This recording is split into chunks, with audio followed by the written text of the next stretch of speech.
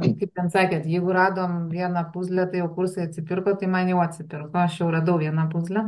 Prieš teorinės dalies iš tikrųjų viskas labai aktualu, apie ką kalbėjot, nes tikrai dažniausiai iš savęs iš karto reikalauji maksimumo. Kad man reikia išmokti savo tikslę susidėti žingsnius, nes aš tai noriu iš karto. Nes prisiekiu, tai labai gerai. Ačiū už vitamino C.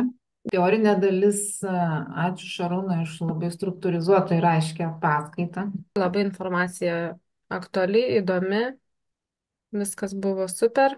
Kas įdomu iš tikrųjų ir taip ir prisiekiau ir pats labai su tokiu jumoru ir dėstai, tai tada, nu tiesiog kitaip klausosi, nes jeigu yra rimtumas, tada yra įtampa, tada būtinai ką čia nepamiršk, ką čia kažkur užsirašyti, o čia tiesiog taip viskas. Man labai ten patiko tokie gyvenimiški pavyzdžiai, kad kepu kotletus, tiek klausau, kepant kotletus, bet po to žiūriu, kad nieko neprisimenu, kas čia atsitiko. Na, jūsų ten ta skalė parodė vis dėlto, koks yra žmogaus ten ta struktūra smegenų.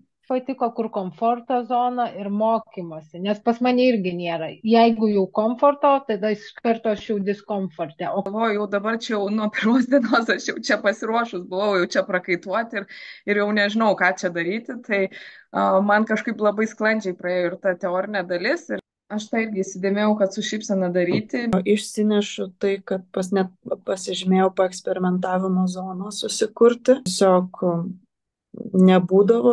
Ta teorija, viskas fainai, viskas labai gerai.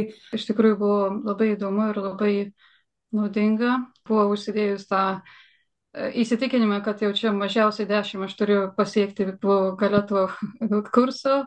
Ir jeigu tik bus kokie 9, tai jau tikrai būsiu labai nusivylus. Tai aš supratau, kad va ne tikslą reikia turėti, kad procesas, kad gal nepasieksiu 10, bet va vis tiek eisiu tuo keliu. Prisijokiau labai daug, bet tyliai. Tas man labai patinka, kad viskas yra aišku, su argumentais ir, na, jau įtikinat, kad jau klausimų kaip ir nelieka. Ir aš supratau, kad aš kažkurio momentu, matyt, šokau tiesiai į panikos zoną. Niekas nenori antrą kartą į panikos zoną.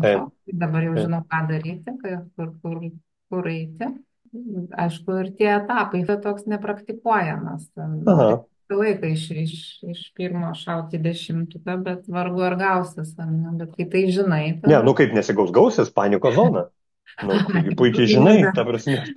Apie kontempliaciją 100 kartų girdėtas, jeigu galiu išsireikšti, keiksmažodis, bet niekaip nesupratau, kas tai yra.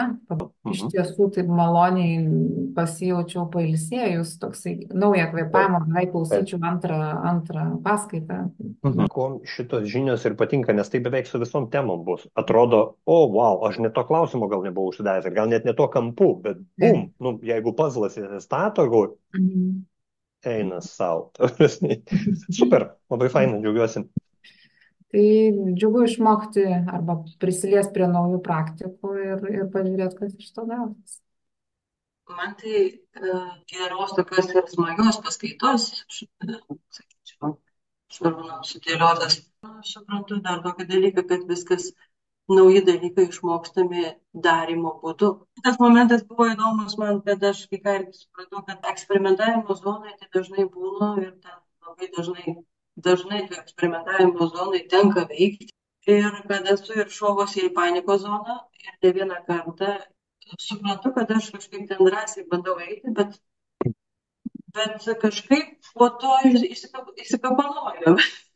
Tada supranti, kad kaina, kurią tu moki už tą dalyką, ne visada yra adekvati tam, kad tu į tą panikos zoną dažnai užeini. Tai šitas man matyti, čia man šito ir labiausiai reikėtų, ko gero, per šitus pabandyti išvengti tų panikos zonų. Visai prasmingas laikas ir pasikartoti labai įdomios kitų žmonių refleksijos. Taip. Mūsų intro, į mūsų fainą kelionę, nu tai ką, visiems gero starto.